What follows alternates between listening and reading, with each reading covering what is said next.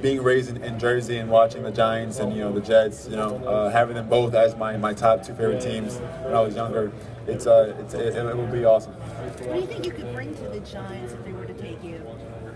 I think wherever I go, I can definitely bring speed. I'm willing to block anywhere, attached or detached. So speed and a lot of fun. David, back at Cedar Grove, you partook in the high jump events. Yes, sir. How much will that translate to the NFL field? Well, you're you're gonna find out what my vertical is tomorrow. Maybe you guys will be kind of impressed with that. But I believe high jump is a lot of power. To run and get your body over like 7 feet or whatever. So it's just really exciting. Would you say you're looking forward to the vertical, the moat? I look forward mostly. I'm looking forward to the broad because I think I'm gonna break a record tomorrow. So we'll see. Calling it. What do you call it? Far.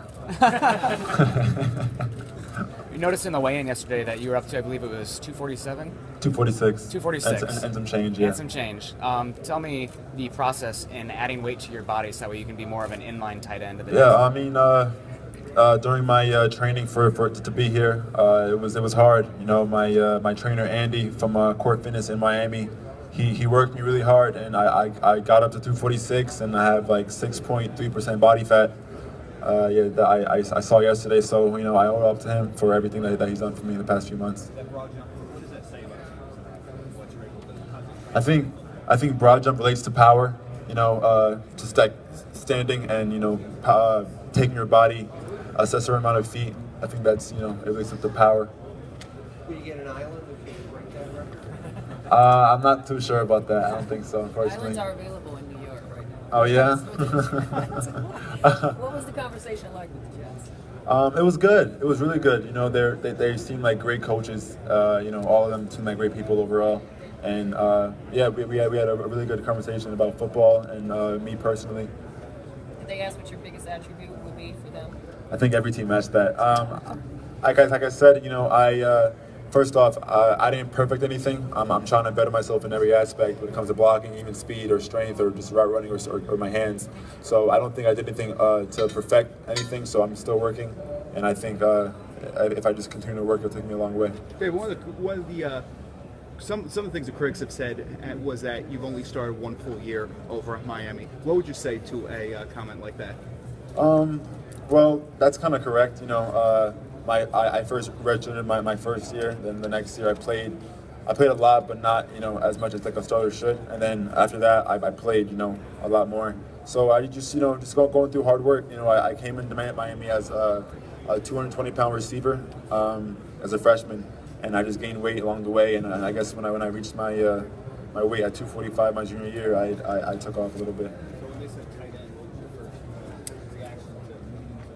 I mean, I was never scared. It was different for sure because that was the only offensive position besides O-line that I didn't play in high school. I played everything else. So tight end I felt like was like a bigger receiver, and I just sometimes gotta get in the mud with blocking. But I don't mind that. I'm looking forward to it. Did returning to Miami ever enter your mind?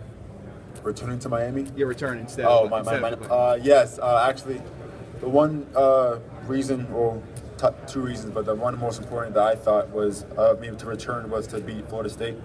We haven't beaten them while I was there, and that was the one thing that was holding me back. But I had to do what's best for me and my family, and that was to declare.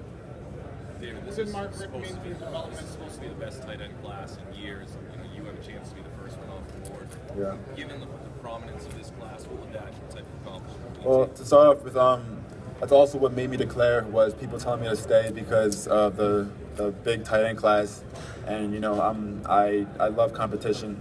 I was the national high jump champion in high school at like 220 pounds, so the next jumper was like 30 pounds lighter. So I showed that I just love competing. So once I was told that and people told me to stay, that made me declare even more because I want to go against the greats. What did Mark Richt mean to your development? Mark Richt is a great coach. It was big time. He taught us discipline a lot. That if something is done the right way, we're going to continue doing it until we do it the right way, and that helped a lot. It helped all of us, I think, the whole team. Did you watch a lot of the Dolphins last Unfortunately not, because you know, in season I focus more on, you know, my opponents and, you know, watching film, so I wasn't really able to watch much NFL teams. I assume you met with them, had those conversations. Oh yeah, of course, yeah. Also great people. You know, I haven't met a coach that wasn't a great person. You know, they're all friendly, you know, ready for business, and just, you know, made me very excited. Anything specific they told you about how they like to use tight ends, or anything that stuck with you from them?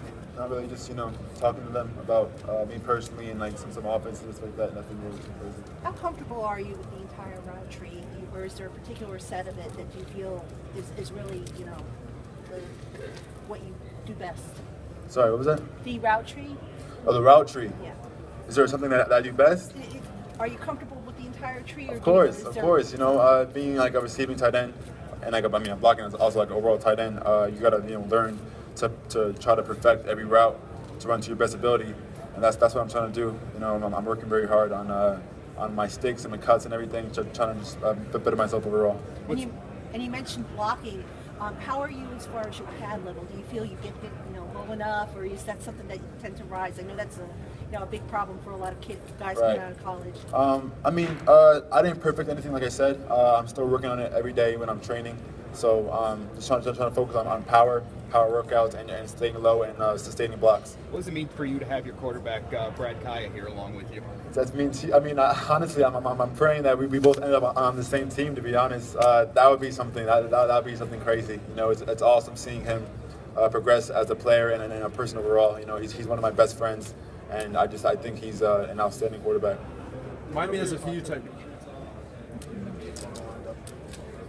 I don't think I had talked to them yet. I think that was the one team that I haven't talked to yet. I think I have a meeting with them today as a formal meeting. So that should be, yeah. David, where have you been? Tonight, I have like 14, 15, yeah. How was your experience living in South Florida? What did you think about staying? It was good.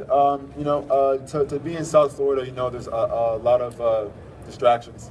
But, you know, to not be distracted in South Florida means that you can go anywhere, I feel like. So I just, you know, stayed level-headed, just kept working hard, and here I am.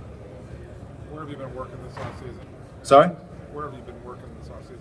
I train at a place called Core Fitness in Miami with his name's Andy Lewitt something. Andy L. I'm looking like that. Last question. David, you have many wristbands. Can you tell us what some of them say? That's okay. So you know, my family is very religious. It's mostly religious wristbands. You know, one went away with the cross, low life, the cross, lack of worries. You know, I believe in God strongly, and I feel like He brought me here for a reason. So I'm excited to do His will. All right, David. Thank you. All right, thank you guys. Thanks, David. Thank you.